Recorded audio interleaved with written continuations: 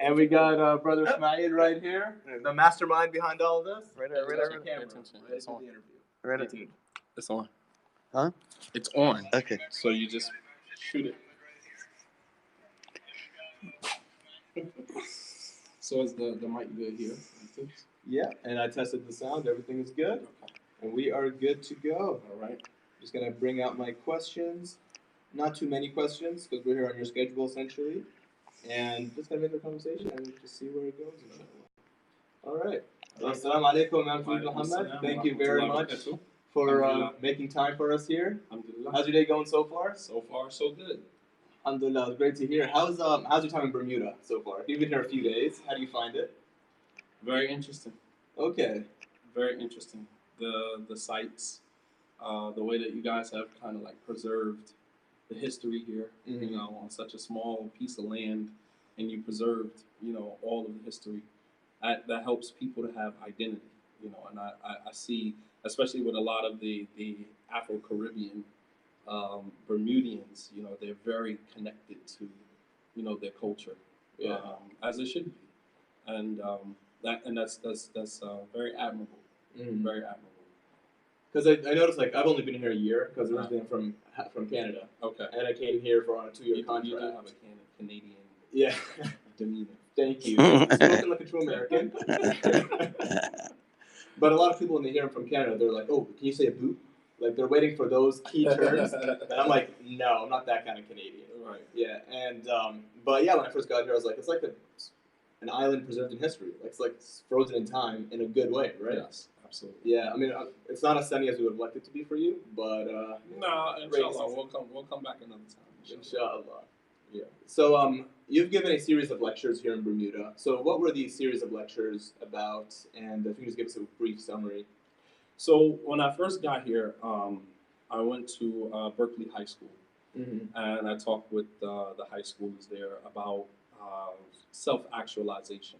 It was kind of like the segue into what I talked about last night, which was gang culture, and just trying to help young people to understand the importance of self-identity.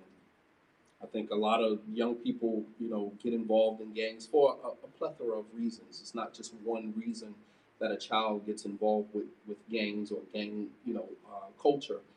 There's a number of reasons, but I think one of those reasons is the fact that they allow other people to identify who they are, and then they live up to somebody else's expectations, you know, to their own demise, to their own destruction.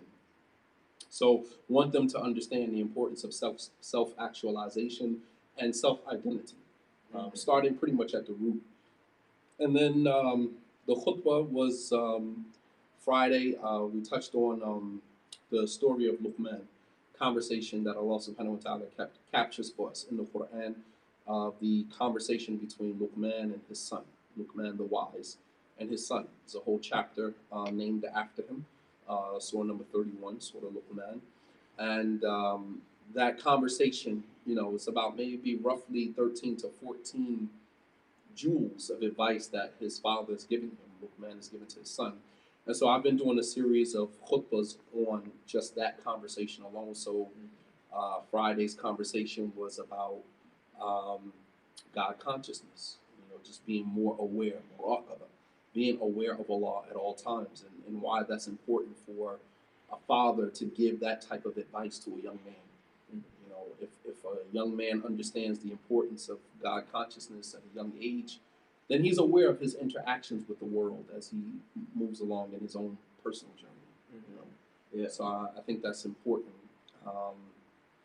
And then the other night we went to the what masjid was that? Saline, Bermuda Islamic Cultural Center. Islamic Cultural Center.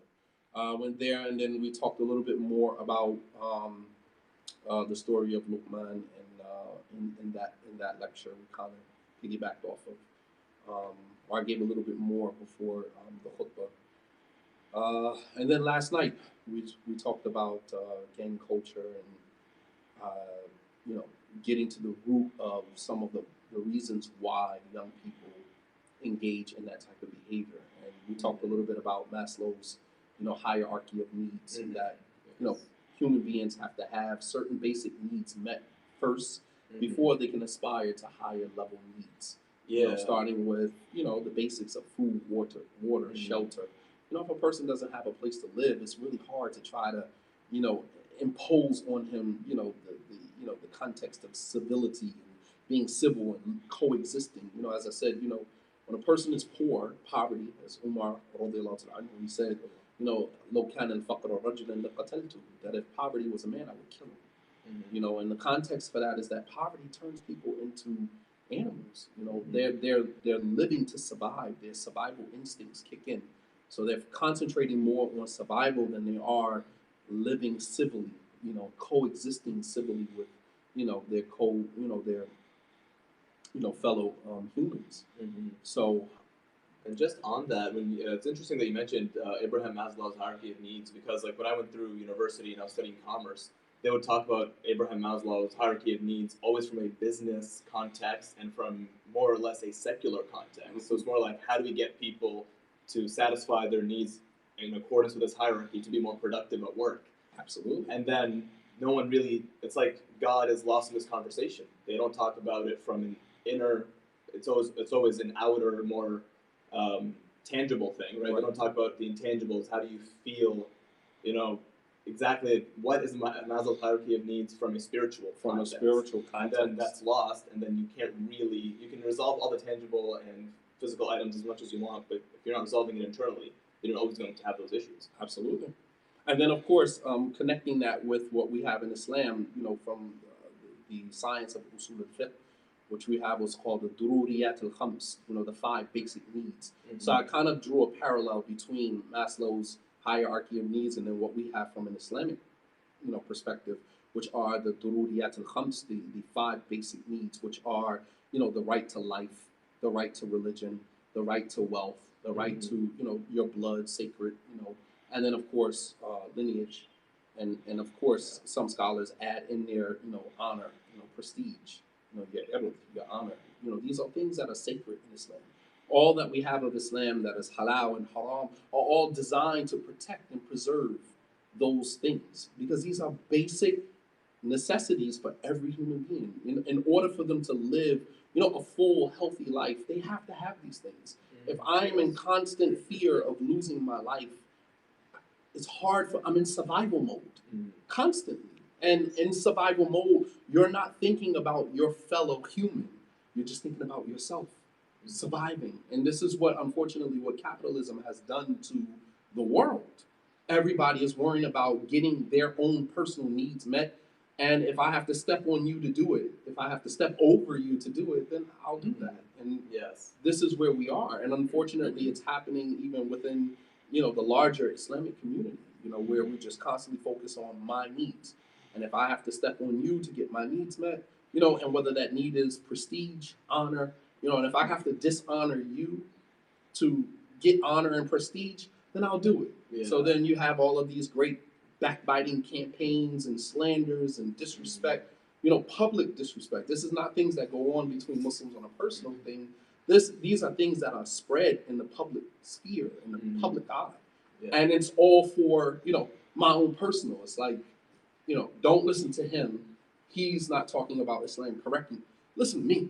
Mm-hmm. You understand? Yes. And that's dangerous. That's dangerous because while you may get all of the followers, while you may have everyone listening to you, at what expense did you do that? Yes. Yeah. Here again, concentrating only on your need and not necessarily the need of everyone collective. So it's more of an individual perspective, not a communal. There you go. Yeah, and that's the modern day life, unfortunately. Yes, it in is. the 21st century. But it conflicts with Islam because majority of our religion deals with the collective.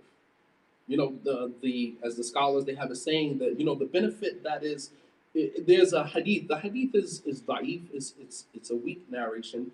However, the meaning is authentic. And how is that possible? Hadith could be da'if because of the chain of narration. One of the rawat, one of the narrators in the chain could have a weak memory or have been criticized by the scholars of hadith, or there could be a break in the chain. However, the text itself could be supported by other texts that are actually authentic. So while we will label the hadith as da'if, the meaning of the text is actually supported by other authentic narrations or by just a general understanding of Islam. So there's a hadith that says, uh, the dam al-shahid, hibr al-alam muqaddimu ala dam al-shahid, that the hibr al-alam, the ink of the scholar, is more valuable than the blood of the martyr. The ink of a scholar is more valuable than the blood of a martyr. What does that mean? How do we understand that? We're talking about a personal benefit and a general communal benefit. The blood of the martyr only benefits the martyr. Yes. He's fighting, for La ilaha illallah to be superior. However, him dying, him losing his blood and losing his life, he goes straight to Jannah, provided there are no roadblocks along the way. Yeah. Like he doesn't owe anybody money, there's no debts, there's no serious offenses against another human being. He goes straight to Jannah. That benefits him. Yes. Hibr al-alam, the ink of a scholar, doesn't just benefit him. It benefits generations, even long after he's gone. Yeah, that's right. So what I'm saying is, why is that concept important? And it's supported by other evidence, and that is that the benefit that comes to the Muslim community as a whole, you know what I mean, is better than the benefit that comes to you as an individual. You follow Yes, what I'm saying? Yes, that makes So sense. the concept, and that is supported by many texts from the Quran and the Sunnah, is supported by that. And so while you look at Islam as a whole entire system, is it about the individual need or is it about the collective need? Yes, and the sooner that people have that perspective and people have that as an objective, then the better things will be in the long run. Right. Of course. And the more and more we become closed-minded to that and concentrate only on what benefits me as an individual, the more and more we begin to hurt the system of Islam and how it will benefit mankind as a whole. Yes. I mean, you have Muslims in America who only concentrate on their group. You know what I mean? Like, Yeah. you have, for example, groups of Muslims, without just kind of going into the details of it because it's so ugly, but you have groups of Muslims who concentrate. I'm sorry, That's all right. We just knocked off a small piece of it. I'll just put it back on. That's all right. It's just to avoid any wind resistance or anything like that. So you have in America, for example, groups of Muslims that will only concentrate on what benefits their group, and to the rest of the Muslims, it's like, well, they're going to hell anyway, so to hell with them. Yeah. I'm only going to focus on these 5 messages that I believe are my constituents, and to hell with everybody else because they're going to hell anyway. They're deviants, they're astray, they don't really matter. God is angry with them, they're going to hell anyway, so leave them. And I mean, it's just such an individualistic mentality, and it's not just that. You have, Muslim orgs and Muslim institutes, these, institutes that concentrate only on their people, only on their group. And, while we constantly saying one ummah, one ummah, one ummah, when you peel back a couple of layers into our environments, you realize that we're not functioning as one ummah. We're not. We're collectives under the banner of one ummah, but we're not functioning as We're not all going in the same direction, doing the same thing. We're all Absolutely. individually saying we're heading in the same direction, but we're all doing our own thing. Right. Stepping over each other to achieve it, throwing each other under the bus to achieve it. Absolutely. And then, as Allah says in the Quran, كُلُّ حِزْبٍ بِمَا لَدَيْهِمْ فَرِحُونَ. Every group, every party, every sect believes that what they have of the truth that is with them, and they are proud of that, and they're happy with that. So essentially, we become fragmented and segmented, and all under the banner of one ummah. And for me, that's not my understanding of one ummah. Maybe I'm miscorrect. Maybe I'm misunderstanding. And please, I would love for someone to clarify this for me, because this doesn't appear to be the idea of one ummah that Allah subhanahu wa ta'ala speaks about in the Quran. So here's a question for you. So I know a lot of people, like when they listen to a public speaker, a lecturer, a scholar, or anyone, or an imam, they like to not only be talked to, but they like to relate to that speaker as well. So I know, like, when I watch some of your videos, when I hear you reciting the Quran and things like that, like, it's very easy to go, oh, is that brother Egyptian? Oh, is that brother Libyan? Right? Where's this brother from, right? And then, can you tell us who is Imam Sharif Muhammad? Where did you grow up? Give us a brief summary or a detailed summary, as much time as you have, about Who are you? Where do you come from? And your journey. I mean, I've talked about this before, but I grew up in East Orange, New Jersey. I had some run-ins with the law in Montclair, New Jersey. Um, Without going into a whole bunch of details of my past, but I converted to Islam in 1997. I converted to Islam in prison um, after being introduced to Islam by a good friend of mine who was actually in prison with me. And once I converted to Islam, I was always just very thirsty for learning and knowledge. But keep in mind, as I converted to Islam, I didn't actually leave my entire past. You know, I brought some of that with me. You know what I mean? For the better. Yes. And I'm not talking about like the negative behaviors that I had with me before Islam. I'm talking about just my ability to stand on my own 2 feet, my ability to, you know, make decisions, you know, despite what other people may think. All of those things, you know, my loud mouth, you know, which always gets me in trouble. You know, all of those things came with me because that's who I am. You know, you have some people who go, you know, a complete 360, you know, and just kind of reinvent themselves and just forgetting all of, you know, what they had of good before they converted to Islam. And that's not what is requested of us. Mm-hmm. When we convert to Islam, it is not requested of us that we leave behind every morsel of who we were prior to Islam. The Prophet ﷺ said, "Khiyarukum fil jahiliyyah, khiyarukum fil Islam idha faqihu." That the best of you in Jahiliyyah, in pre-Islamic time of ignorance, will be the best of you in Islam, provided you add to what good you had, an understanding of Islam. Yes. You add that to it. So what Islam is requesting of us is not to just completely whitewash, you know, ourselves and just completely immerse ourselves in the religion of Islam to the point where we forget about who exactly we are as an individual. You know, and I think that, you know, I went through a period in my life where I thought that that was what was expected of me. So I became a completely different person. And then I had to really, there came a time in my life where I had to really look at myself in the mirror and say, that's not me.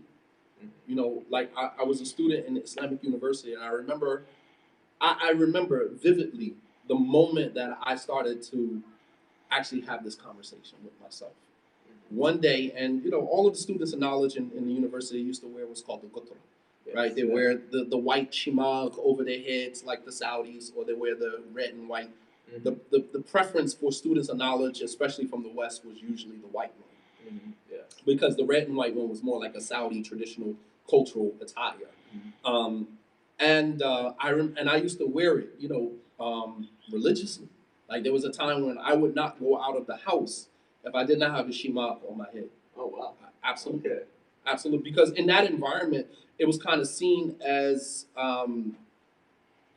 Like a must in a way. it's like what I would say is like, you know, it's like embarrassing for yeah. you to come outside as a student of knowledge without the shimag on your head, Yes. right? At least a kufi on your head. Okay. And it always made me uncomfortable that I had to be put in this box. And I don't like to, that's one of my pet peeves. Don't put me in a box. Mm-hmm.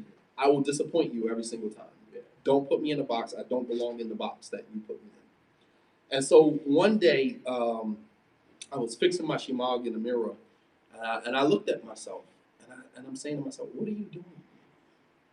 This is not your dress. This is not what you converted to Islam for. You know, you've completely changed everything about you, you know, to kind of fit in with the Muslim community, who most of whom don't even know who they are. And I took the shimag off at that moment, and I said, I will never put that thing on my head ever again.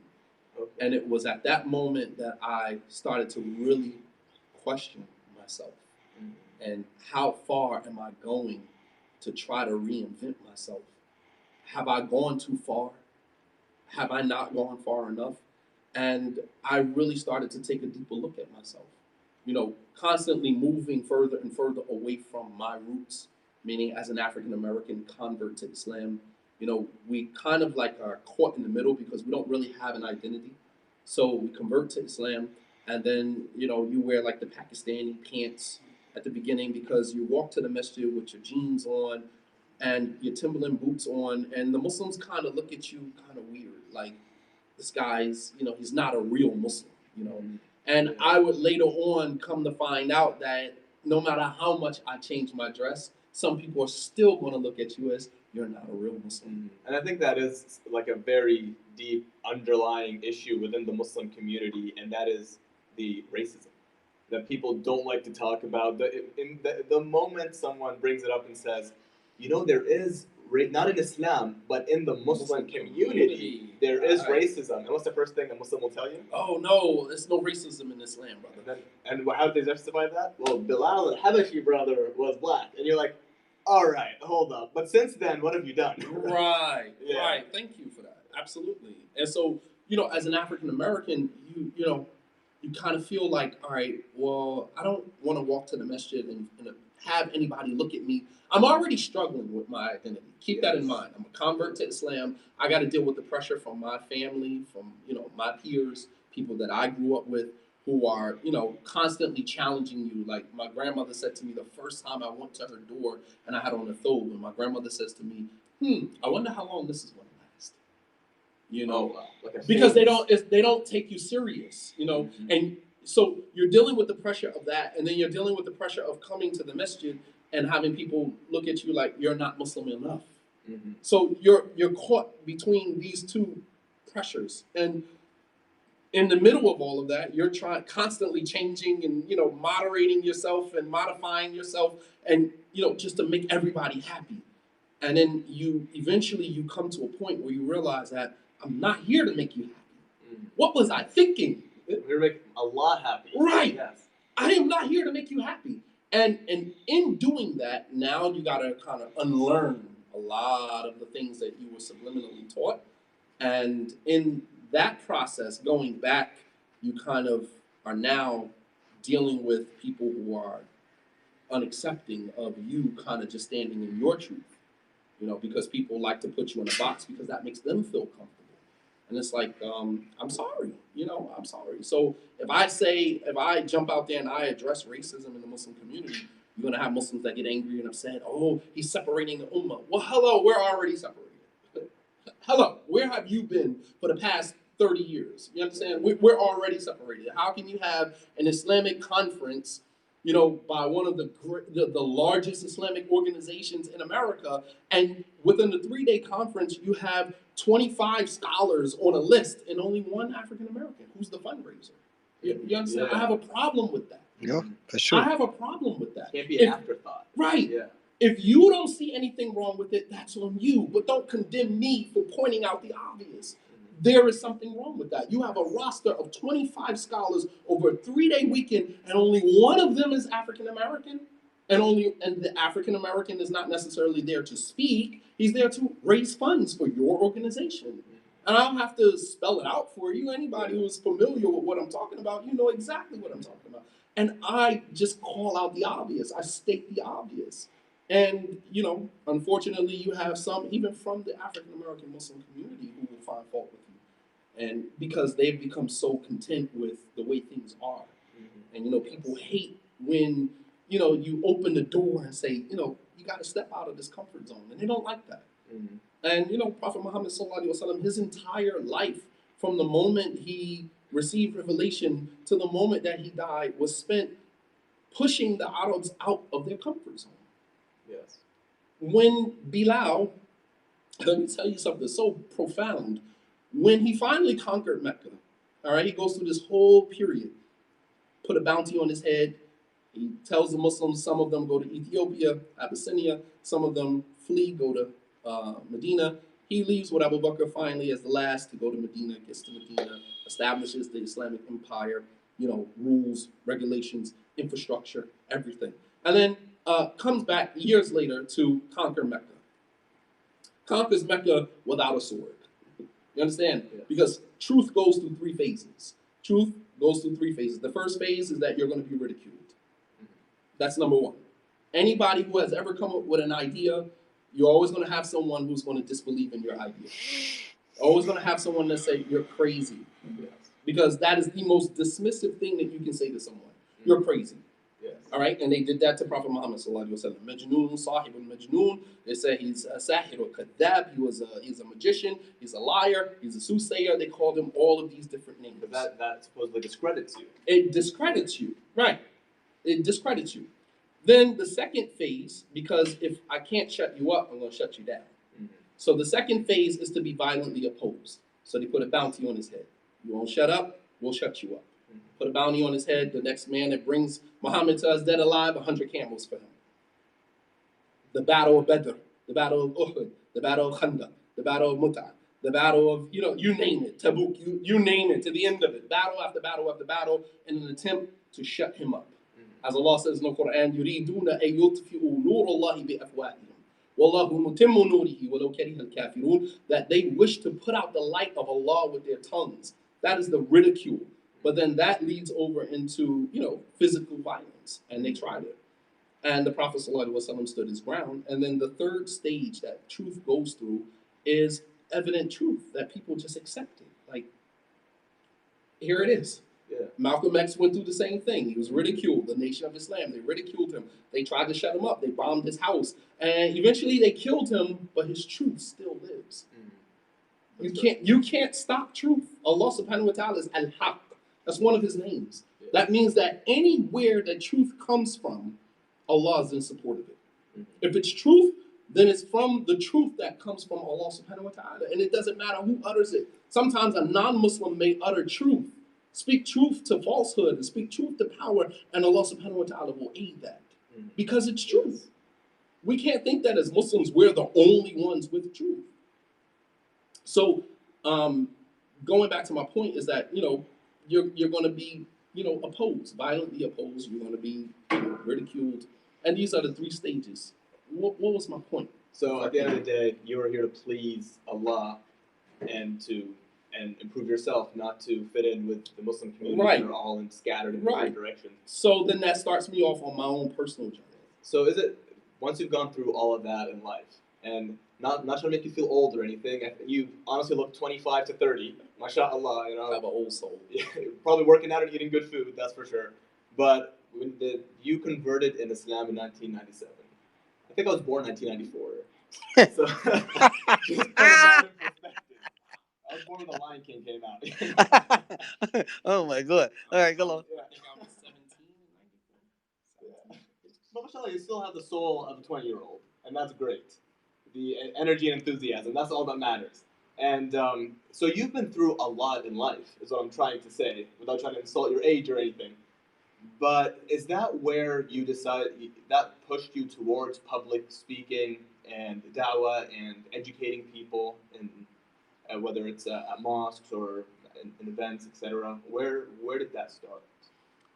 That wasn't my goal. I actually, when I went to the Islamic University, I actually didn't even want to learn about Islam. I just wanted to learn Arabic and learn the Quran. Mm-hmm. I said that once I finished my 2 years in the Arabic program, and I was planning on finishing the Quran within that, because I had a large chunk of the Quran memorized at that time. So I said, within the 2 years, I will have Arabic and I will have Quran under my belt, and I'm leaving. Yeah.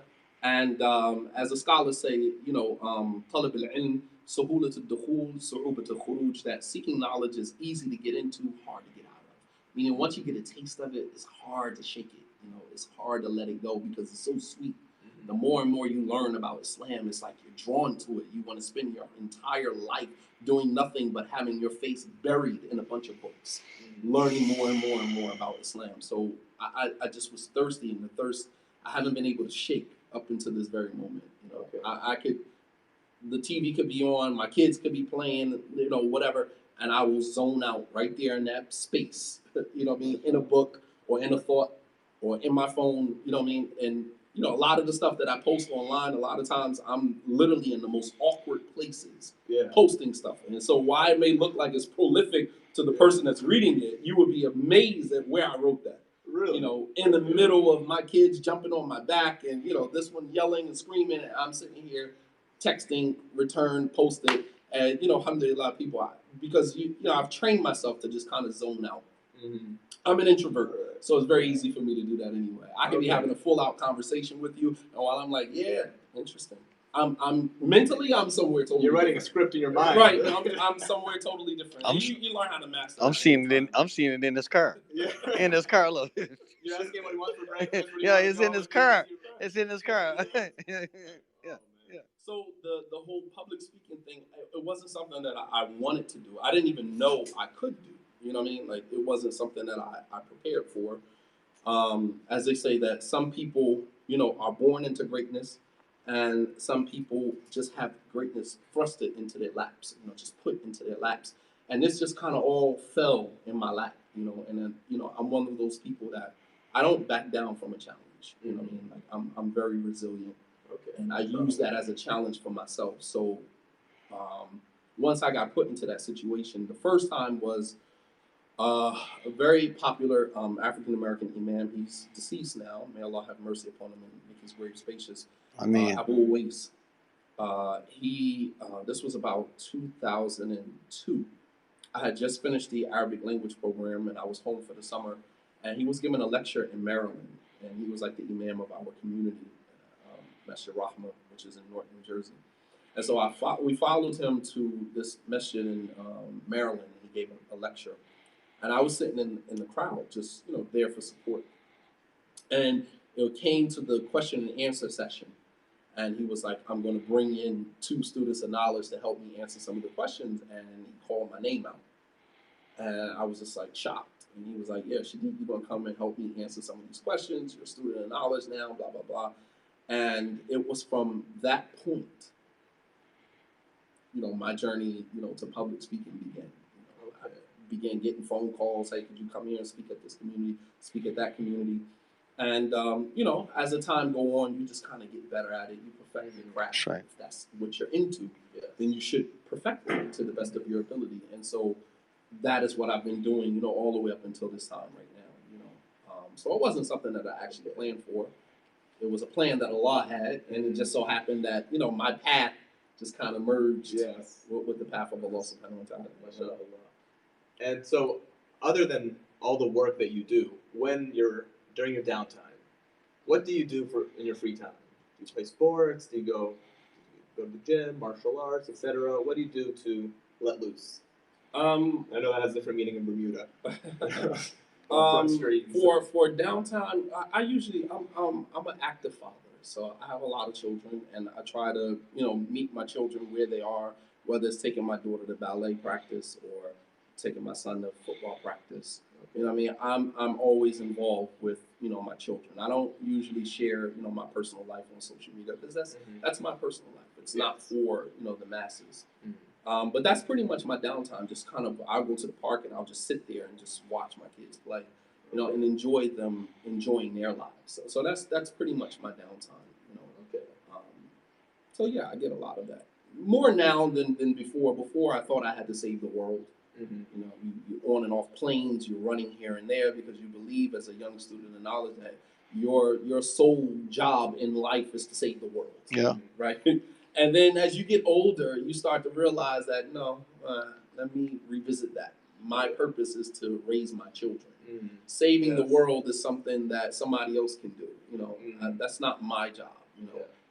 But it takes a while before you as a young man figure that out. Yeah, because I think and that also comes with knowledge, where knowing that you can do what you can slowly to help change the world, but your wife has a right upon you, your family has a right upon you, and your children and your family and friends, and the world. The world will be the world. No matter what you do, right? The world will be the world. The problems will always exist. And your job is never done. You'll never kick your feet up and say, all right, I'm done. I did my job. It never gets to that point. And you don't understand that as a young person. You think that, all right, if I keep chopping away at this, eventually I'll knock it down and I'll be done with that and then I'll move on to the next until 10, 15 years go by and you're still chopping away at it and you start to realize that that's never going to disappear. And you're getting knocked down in the process. Right, exactly. Life, you're getting older, you're getting weaker, and you're missing out. There's nothing that is more important in the life of your children. As I was having a conversation with Suleiman when we were on our way here that, he was like, how have you, introduced your children into the life? I said, I haven't. My children don't know anything about what I do. Anything that I'm doing online and in public, I don't involve any of my children in that. because it's not fair to them. They didn't ask for that. I did. Yes. I want them to live their lives. If at any point they decide that that's what they want to do, then I'll let them make that choice. I'm not going to make that choice for them. You know what I mean? Because that's very dangerous. Yeah. I've seen a lot of imams lose their children trying to push them into this life. That's right. You know, there's something that is called, the preacher's child syndrome, and that's real. That's real. The preacher's child syndrome. Yes, Okay. Look it up. Google it. It's a real thing. Hmm. And that is where a person who is in the limelight, and your children have to live in your shadow. And so there are certain expectations that the community have of your children simply on the basis that they are your children. Mm-hmm. And it doesn't allow those children to kind of just live their lives free from your shadow. And eventually what happens is sometimes the child will take the opposite path of the parent. It's a rebelling. A rebellious, right, exactly, as a rebellion towards that because they're tired of living in the parent's shadow. Mm-hmm. And I never wanted that for my children. I'm first generation Muslim in my family. If I lose Islam and my children lose Islam, there's no more Islam in my family. Mm-hmm. So I have to treat that with care and delicacy. That's very important to me. Yeah. So I never wanted to force my children into this life. My children don't have a clue what goes on in my life. Sometimes I might share some stuff with my oldest kid, and that's only because he's at a point where he's aware of the world. He's on his way to college, so there's a lot of things that he is aware of. Mm-hmm. So I'll have conversations with him periodically about some of the things that I experience, but because he's now relatively older, Right, exactly. And sometimes he walks in on conversations, so he hears stuff here and there. So I take the time out to explain it to him. But my other kids, they don't have a clue. Yeah. Nor do they care. And as kids, they need to live their childhood, right? Be raised correctly, not in the limelight in front of the camera. Right. I mean, that's kind of like with the whole Hollywood child stars, right? Exactly. And then you're expected to be that child star forever. Next thing you know, now they're in rehab 7 times in a row Absolutely. and all that kind of stuff. Absolutely. And it happens in the Muslim community. Yeah. I can't tell you how many imams I know who their children are not even practicing Muslims. Mm-hmm. And that's not to say that the imams or their families are somehow guilty of neglect. But the pressures that those children were put under unnecessarily, simply because the parents decided, or one parent decided to go that particular route. And I didn't want that for my kids. Okay. Well, that makes sense. That's very responsible as a parent as well to do. And if they get older and they decide, okay, I have a whole entire library in my living room. You know what I mean? My whole living room is bookshelves, filled with books. If they decide, they see this their entire life. So if at some point they walk downstairs and they stare at these books and they've been seeing them for years, just kind of sit there. They've seen me, preparing lectures and things like that. If at some point they say, Dad, I want to go this route, then, I will be there to assist in that, because this has to be something, doing this has to be something that is a choice. This can't be something that you're pushed into. Can't be forced to do it. Right, because everybody can't handle this. Yeah. Public scrutiny. Even something as simple as going to the airport. When I leave here and go to the airport, you can't imagine the scrutiny that I'm going to go through, just going through the airport, going back into my own country. They have a picture of your face in room 7. They're like, yep, sir, automatically random selection. No, they know I already know. When I hand them my ticket and they put the mark on your ticket, I already know what the mark means. It means that when I get to a certain point in the airport, excuse me, sir, can you come? Go to the right. Go to the right. You understand what I'm saying? Like, everybody can't handle that. That's right. Somebody, taking issue with something that you said publicly and taking a snippet of what you said and then creating a whole campaign, that everybody is not built for that. Allah picks and chooses who can deal with what. That's right. And it's all connected. I look at my life and how I grew up and everything that I dealt with growing up as a kid. All of it led up to me being exactly where I am right now. And Allah says in the Quran, "Wallahu a'lamu haythu yaj'alu risalata." Allah knows best where to place His message. Allah knows who to choose and to put where to deliver what message. He knows. You walk into a masjid and the imam is giving a khutbah and he says something and it seems like he's speaking directly to your experience. That's not a coincidence. You walked into that masjid, that imam uttered those words, and you guys kind of those words met your heart at that very moment, exactly the time that Allah subhanahu wa ta'ala wanted you to hear. That's right. Yeah. You understand? So Allah is in total control, man.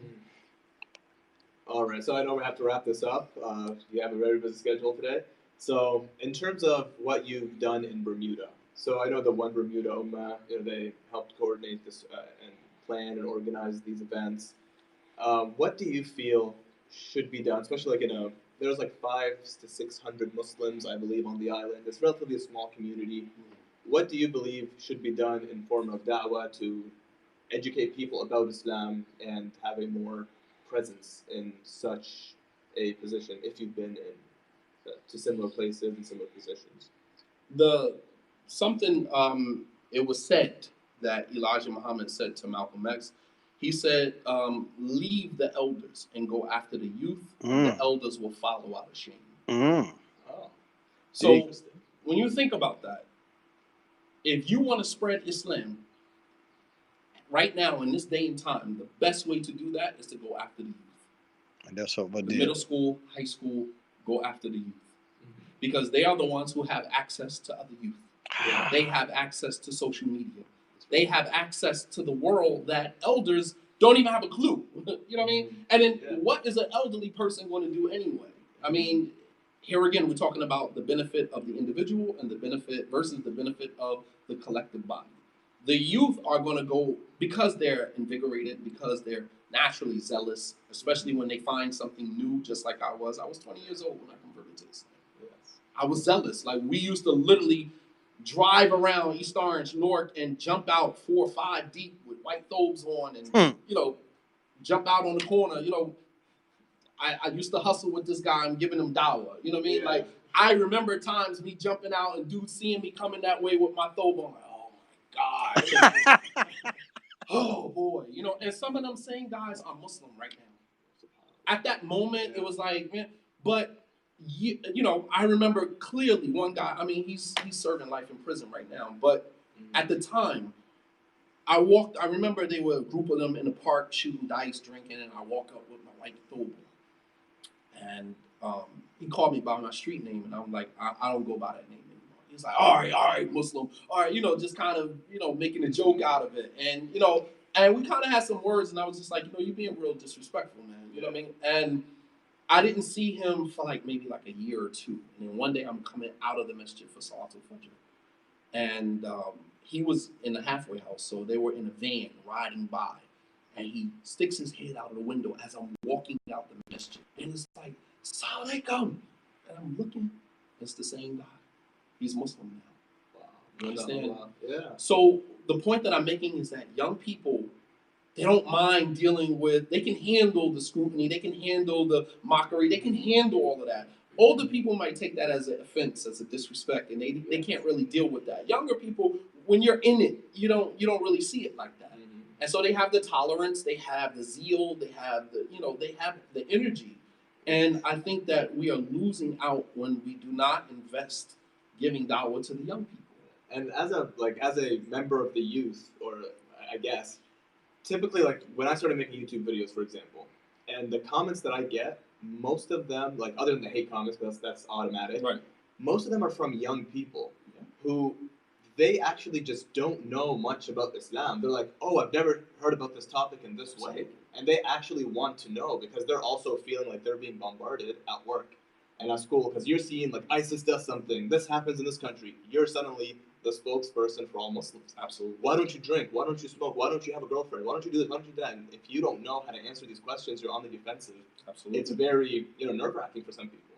So it is important to invest in the youth and educate them for the world that they're living in. And you'll find that a lot of the young people are very tolerant and are very understanding. So, for example, there was a situation where I think it was last year where a group of Muslims were praying in, I believe, I think it was the airport in D.C. and they were making salah, and then some of this airport security were trying to barge in on them while they were making salah to stop them. And don't you know the young people in the airport created a circle around them to protect them from the airport security until they finished their prayer. Alhamdulillah. You understand what I'm saying? So, and majority of those people were young people. Mm-hmm. And then, of course, the older people might see the commotion, and then here again, following shame. Yeah, the older people see the commotion, the young people are causing, and then they might feel like, all right, I got to uphold justice. So, but the initiators are the young people. Mm-hmm. And so, we have to, they may not listen to you now. They may not think that it's a joke. They may think that they don't take you serious, but you cannot stop yourself. The beauty of hearing is that you can't stop yourself from hearing. Yes. They used to, when Prophet Noah, as Allah says that when Prophet Noah used to give them da'wah, they used to put their fingers in their ears and cover themselves with That's their right. garments. That's right. You understand what I'm saying? Yeah. Trying to stop themselves from hearing. That's right. You can't stop yourself from hearing. That's right. And what Allah subhanahu wa ta'ala wants to reach your heart, you can't stop it even if you wanted to. That's right. You can't stop it even if you wanted to. You can't stop it. Right. It was, and I'll end like one time the Prophet sallallahu alaihi wasallam, they were leading the salat in Mecca. Yes. And the Prophet ﷺ was reciting Surah An-Najm. And as he's reciting, there's a non-Muslim. Some of the kuffar of Quraysh were standing back while the Muslims are praying. And one of the non-Muslims, I'm forgetting his name, he says after they finished praying, he said, كَأَنَّ قَلْبِي يَطِيرُ فِي السَّمَاءِ. He's like, as if my heart was about to fly out of my chest and fly into the sky because of what I heard of the Quran. That's right. And these were people who hated Muhammad and hated, what he was calling to. But the moment they heard the Quran, they couldn't even control. That's right. Allah is muqallib al-qulub. Allah is the Yes. controller of the heart. That's right. So you don't even control your heart. That's right. I could say something to you about Islam, Yeah. and your heart, you yourself might not want to hear it, Yeah. but your heart is receptive to That's it right. because Allah is controlling this. You don't control that. That's right. He controls that. That's what happened on there Friday. You understand? So Yeah. don't look at people and say, well, they don't want to hear about Islam. It's not about what they want to hear. It's about what their hearts want to hear. That's right. And just for any older person watching this, we're not attacking old people No, in any not way, at shape, or all. form. Not at all. I like to put it this way. The older people now were the young people of their generation. Right. And they were the leaders of their generation. And now the younger people of this generation are the leaders of their generation and will be the old people of the next generation. And we need And the that's old circle of people. life. They're our pillars. They're what keep us grounded. That's right. You know what I mean? But as far as the foot soldiers, the people who's going to go out there and do the work, that comes from your young people. That's right.